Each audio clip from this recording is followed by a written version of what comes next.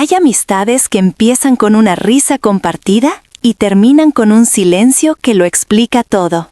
A Daniel lo conocí en la universidad, cuando todavía creíamos que el mundo cabía en una mochila y que cualquier sueño se resolvía con un café muy cargado a las 3 de la mañana. Era el tipo que siempre tenía una respuesta rápida, ese ingenio que parece un foco encendiéndose a mitad de una frase. Yo lo admiraba y quizá por eso mismo, durante años, le perdoné bromas que en realidad eran pequeñas puñaladas envueltas en celofán. «Tranquilo, así es su humor», me repetía. Lo repetían todos, se nos volvió costumbre. Trabajábamos juntos en una consultora pequeña, esas oficinas de paredes delgadas donde todo se escucha y el éxito se mide en hojas de Excel. La mañana del detonante había presentación grande ante un cliente importante que nos podía abrir una puerta que llevábamos meses golpeando. Yo había armado el modelo, las proyecciones, el plan de escalamiento. Daniel, como siempre, tenía la parte carismática del discurso. Antes de entrar a la sala, me miró de reojo y dijo: «Si te atoras, yo rescato. Tú quédate técnico, deja el vuelo para mí». Me reí por inercia, para que no sonara a orden. Desde adentro se veía la ciudad en miniatura por el ventanal, y yo pensé que nada podía salir tan mal con tanta luz. Salió mal en la quinta diapositiva. Hablé, expliqué, defendí mis supuestos. El director del cliente asintió 2 veces y abrió la boca para preguntar. Daniel me interrumpió con una palmada suave en el hombro, sonriendo hacia la mesa.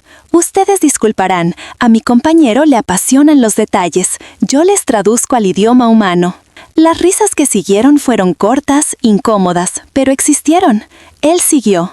«Lo que mi amigo quiere decir, sin que se les duerma media sala, es que el plan es simple. Hacemos magia con menos costo y más margen». El chiste fácil le funcionó, a mí me recortó. El resto de la reunión lo manejó él, empujándome al rincón de lo técnico como si yo hubiera llegado a cargar cables. Y cuando la propuesta quedó sobre la mesa, me lanzó otra vez a las sombras. Cualquier cálculo que necesiten, él lo hace en un suspiro. Para lo demás, hablen conmigo. No respondí ahí, fingí que tomaba notas. Al salir, Daniel me guiñó el ojo. «No te ofendas, hermano, es táctica. Yo caigo bien, tú sostienes el edificio, somos equipo». Reí con los dientes apretados. Ese fue el instante exacto en que empecé a practicar el silencio. Un silencio nuevo, no de derrota, sino de escucha. Ya no iba a explicarle que dolía. Iba a dejar que cada cosa se pusiera de pie sola, sin maquillaje. Las horas siguientes fueron una demostración científica de dependencia. Daniel me pedía resúmenes, bullets para un correo, una matriz comparativa para ayer. Le respondí con archivos precisos, sin comentarios, sin rescates verbales. Cuando preguntó si podía pulir su mensaje para que sonara menos agresivo, copié y pegué lo que él había escrito tal cual, con sus adjetivos grandilocuentes y promesas imposibles. Lo envió sin revisar. En menos de una hora, el cliente respondió pidiendo aclaraciones. Yo dejé que el hilo corriera. Silencio. El efecto dominó empezó esa misma tarde. En la cocina de la oficina, donde el café sabe a tregua, escuché a 2 compañeros hablar de la broma en la sala de juntas. Uno dijo: «Se pasó, ¿no? A veces Daniel confunde carisma con patada». El otro respondió: «Pero es su marca». Además, el otro no dijo nada. No dije nada. Dejé la taza en el lavadero, enjuagué, volví a mi lugar. Trabajé hasta tarde y me fui sin despedirme de nadie más que del guardia, que siempre me decía buenas noches con una voz de estación vacía. Al día siguiente vinieron las pequeñas fracturas. Daniel olvidó mandar el memo semanal. Él suponía que yo lo escribiría como siempre. No lo hice. Se le pasó confirmar la sala para un focus group. Yo solía cerrar ese tipo de flecos. No lo hice. Cuando el jefe preguntó por qué no estaba lista la logística, él dijo: «Mi compañero suele…» y se quedó sin frase. Yo lo miré desde mi pantalla como se mira un autobús que no vas a tomar. El jefe arrugó la frente. «Organicen sus roles. El cliente no espera nuestra curva de aprendizaje». Daniel me escribió por chat: «¿Estás raro? ¿Todo bien?». Contesté: «Todo en orden». Ese jueves tuvimos el primer evento social de la temporada, un cóctel con otros despachos, gente vestida de soluciones, canapés pequeños y tarjetas que prometen puentes. Daniel brilló como siempre, contando anécdotas con el verbo fácil. Yo me quedé en los bordes, escuchando, tomando un sorbo cada tanto, dejando que la noche hablara por sí sola.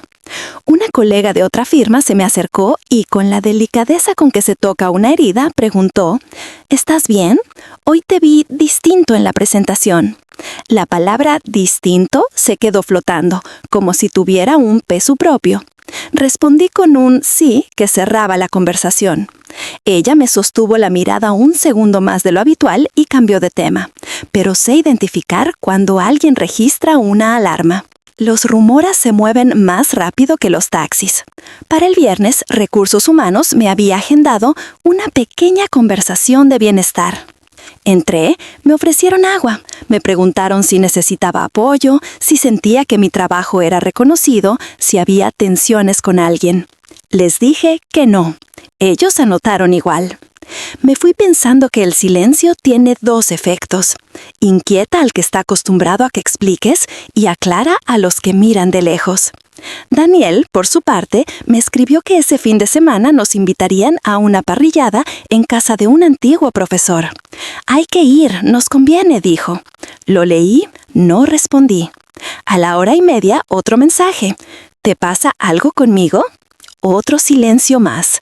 La tercera notificación llegó a medianoche, con la brusquedad de quien no sabe dónde poner la culpa. Si estás celoso porque conecto mejor, dilo. No puedo hacer más pequeño mi talento para que el tuyo quepa. Apagué el teléfono. El sábado por la mañana, un viejo amigo, Julián, me escribió para tomar café. Julián era de los que siempre hablan de libros y películas y paisajes, no de negocios, y yo necesitaba recuperar esa voz.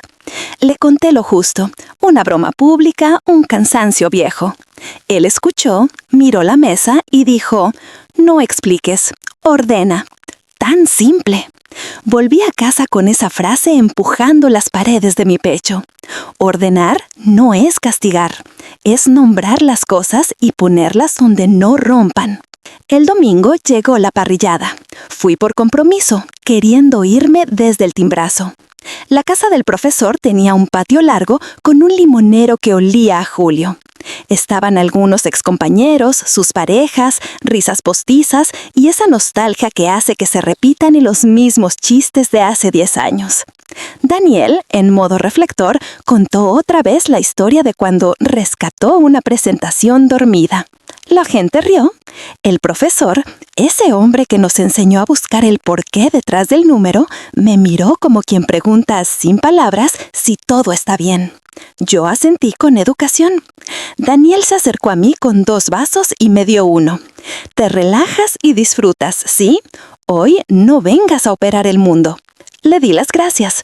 No añadí nada. Cerca del asador había una bodega con estanterías viejas llenas de frascos de salsas, herramientas, cajas con papeles amarillentos. Algunos invitados entraban y salían sacando platos, pinzas, música. Yo estaba guardando unas servilletas cuando Daniel, en medio de un gesto exagerado contando un chiste, golpeó con el codo una de las repisas. Fue un movimiento torpe, mínimo, pero suficiente para que la madera crujiera. Todo ocurrió en lento. El frasco grande de pepinillos se deslizó hacia el borde. Una caja de vidrio con vasos se inclinó y una maceta de barro, recuerdo de un viaje, perdió el equilibrio. Di un paso atrás instintivo. Daniel levantó las manos, creyendo que podría atrapar el desorden. No pudo. Los objetos cayeron y se hicieron grava y caldo a sus pies. Un pedazo de vidrio le cortó el empeine. Nada grave, pero lo suficiente para detener la fiesta un minuto. Alguien apagó la música, alguien trajo una toalla. La dueña de la casa revisó las repisas y dijo lo que todos sabíamos. Esto está flojo desde hace años, lo habíamos pospuesto. El profesor llamó a un vecino que sabía reparar. Yo sostuve la puerta. No dije nada. De regreso al patio, Daniel me susurró con el rencor en las encías: «¿Pudiste agarrar algo?» Lo miré como se mira un espejo empañado que devuelve una figura ajena. No llegaba. dije por primera vez en días, con una voz baja que parecía de otro. Fue peor que el silencio, era un límite. Más tarde, mientras la gente se despedía, el profesor me tomó del brazo con esa mano que siempre señalaba ideas. El ingenio sin respeto es pirotecnia barata, dijo sin mirarme, como quien deja un sobre en la mesa. Asentí y agradecí con un gesto. El lunes, la oficina era una orquesta desafinada. El cliente había regresado con observaciones difíciles. Esperaban consistencia, no fuegos artificiales. Querían estructura, no promesas. El jefe nos sentó a los dos. Tu humor es valioso, Daniel, hasta que deja de serlo. Y tú, me miró, tu trabajo sostiene, pero no puedes esconderte. Los dos están en la cuerda floja del mismo proyecto. Salimos en silencio. Ese fue el primer día en que Daniel no me escribió. A partir de entonces cambié pequeñas cosas. No corregí correos ajenos antes de que salieran. No dije yo lo arreglo cuando un archivo llegaba con errores. Si me pedían un rescate de último minuto, preguntaba, ¿dónde quedó el plan? Recursos Humanos volvió a llamarme. Otra charla de bienestar. Te vemos distante, dijeron. Estoy ordenando, respondí. La mujer que tomaba notas levantó la vista y sonrió de una manera casi imperceptible, como quien entiende la diferencia entre fuga y frontera. Las grietas siguieron apareciendo, ahora visibles, porque ya nadie les ponía cinta. Daniel perdió una reunión con el cliente porque suponía que yo le recordaría la hora. No lo hice. Llegó tarde, nervioso, y su chiste de arranque no encontró audiencia. En la oficina, 2 personas nuevas empezaron a pedirme directamente a mí ciertas validaciones. Un analista me confesó que pensaba renunciar porque no le gustaba cómo Daniel trataba su trabajo. Le dije que no renunciara, que primero documentara. Documentar es una forma de decir, aquí está la verdad sin adjetivos. Esa tarde, antes de irme, pasé por el depósito de la oficina a dejar un proyector. Es un cuarto estrecho con estantes metálicos altos, cajas de papelería y pequeños equipos. El edificio es viejo, todo vibra un poco cuando pasa el ascensor. Entró Daniel detrás de mí.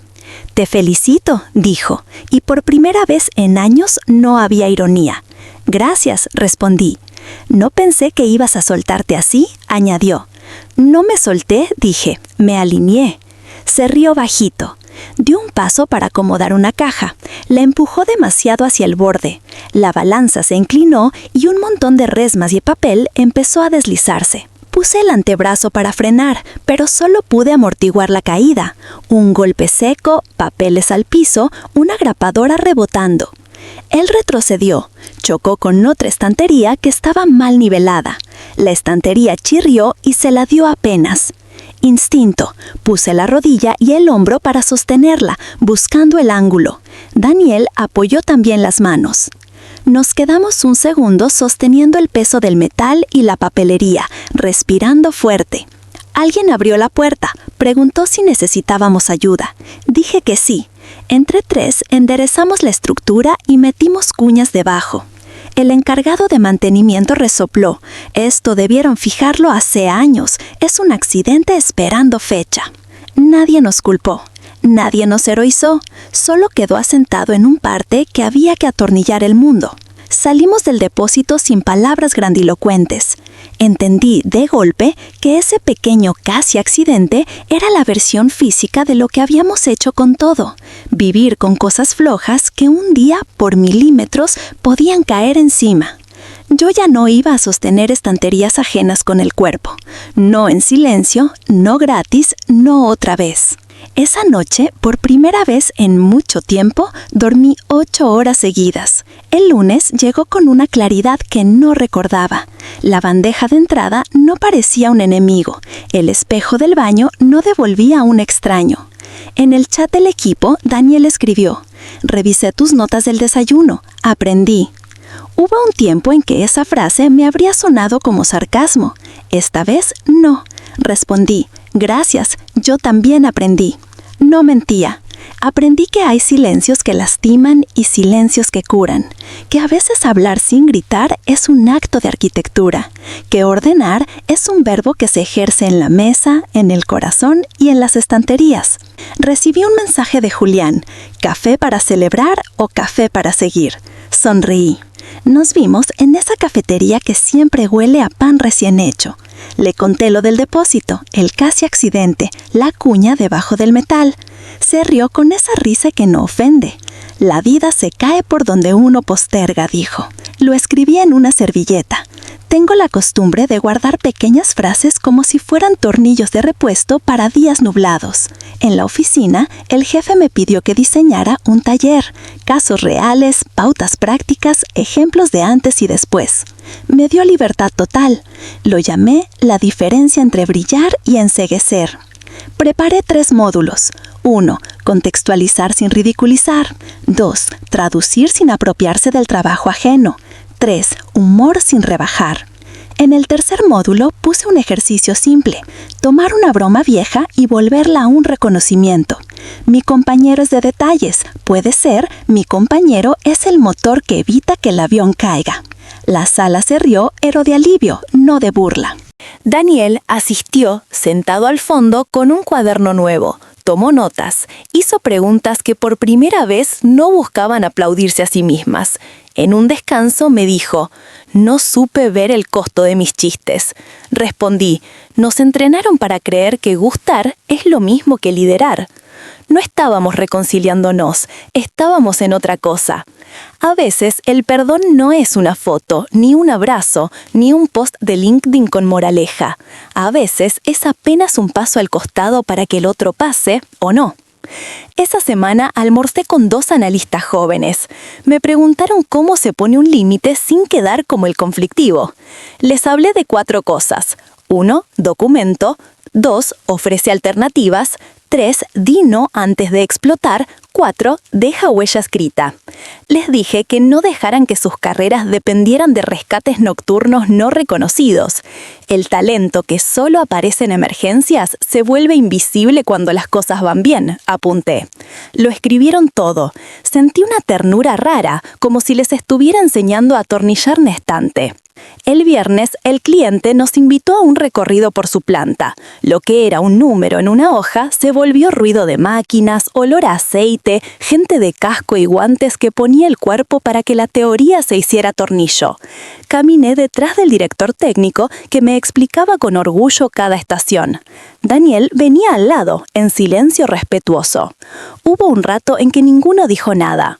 El técnico nos mostró un tablero con anuncios de seguridad. Revisa tu equipo antes de empezar. Si una tuerca baila, todo baila. Me reí por dentro de la metáfora perfecta. Mientras salíamos, Daniel se detuvo frente a un operario que ajustaba algo con paciencia y le dijo, «Gracias por su trabajo». El operario levantó la vista, sorprendido de que alguien de traje se la diera, y sonrió. Hay cambios que empiezan como una gota. No me corresponde medirlos, pero los veo. Volvimos al edificio con una lista enorme de tareas y un cansancio bueno.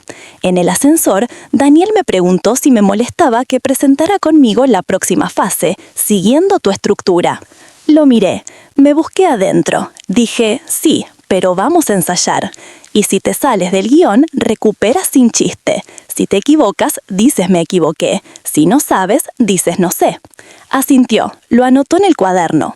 Al salir del ascensor, me aparté un segundo para mirar por la ventana.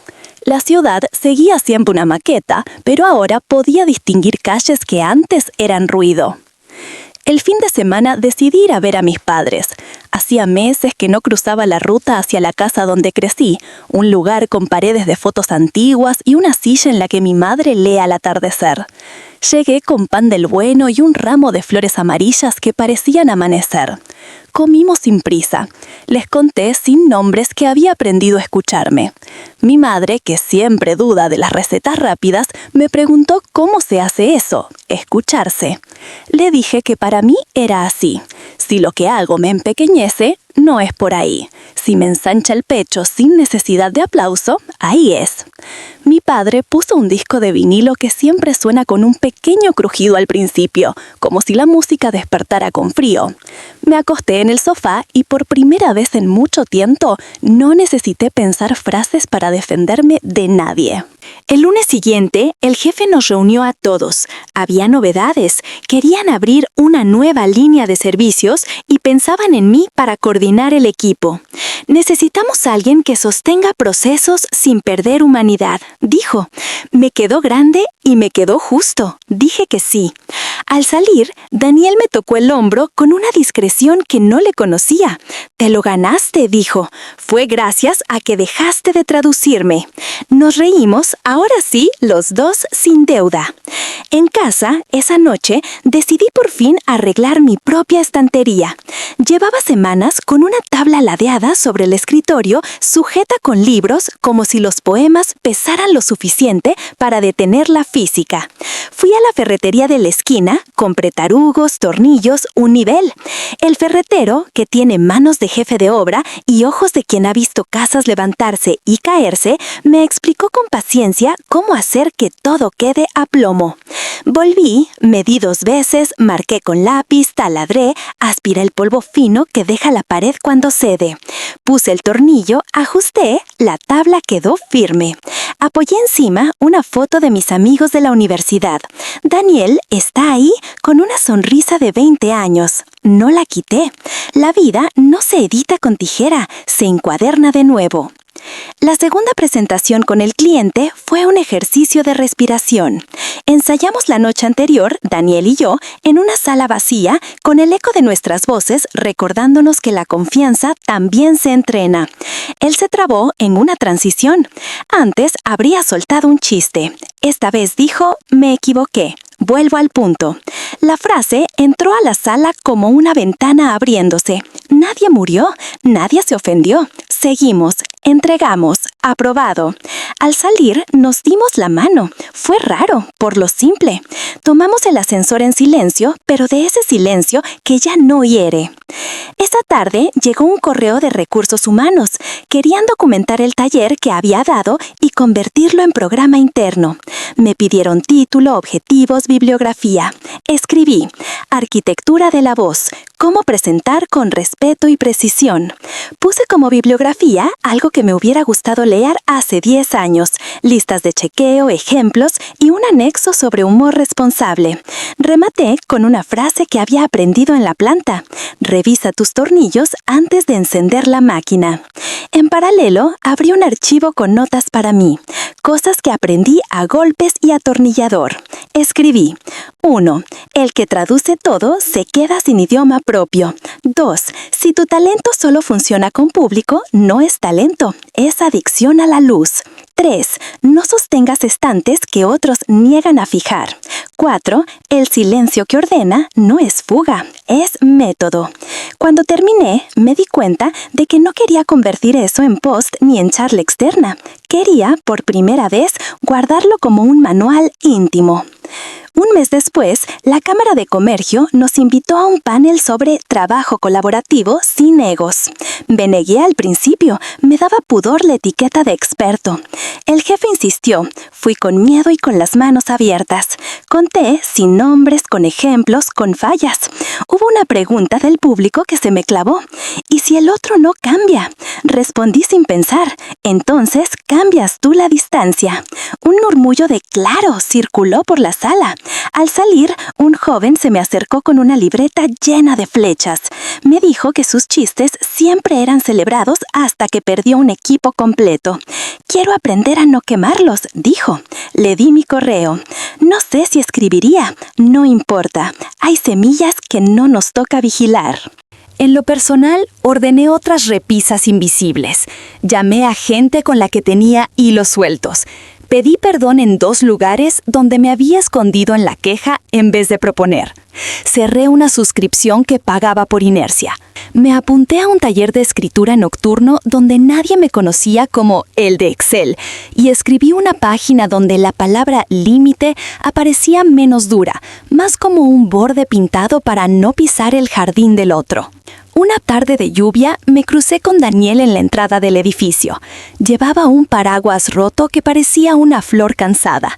Nos reímos de la escena. Me dijo que estaba pensando en tomar un curso de facilitación.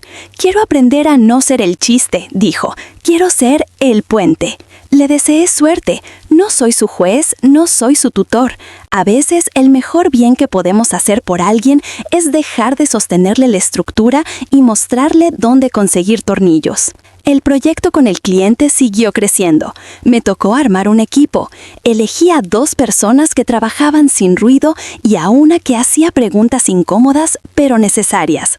Les pedí 3 cosas. 1. Que dijeran cuando algo no cierra. 2. Que dejaran huella escrita. 3. Que si iban a usar humor fuera para aliviar tensiones, no para colgar medallas. Al mes, el director del cliente nos invitó a presentar en su comité. Mientras esperábamos en el pasillo, miré mis manos. No temblaban. El día que todo de verdad encontró su lugar, no hubo fanfarria. Fue en mi casa, de noche, con la ventana abierta y la ciudad haciendo su ruido de siempre. Me senté a leer en la silla que había quedado junto a la estantería nueva. Noté que la tabla no crujía cuando apoyaba el codo. Esa ausencia de crujido me dio una paz ridícula y enorme. Entendí que en el fondo todo lo que había hecho estos meses era esto: buscar las maderas flojas, medir, taladrar, fijar, en la oficina, en las relaciones, en la manera de hablarme.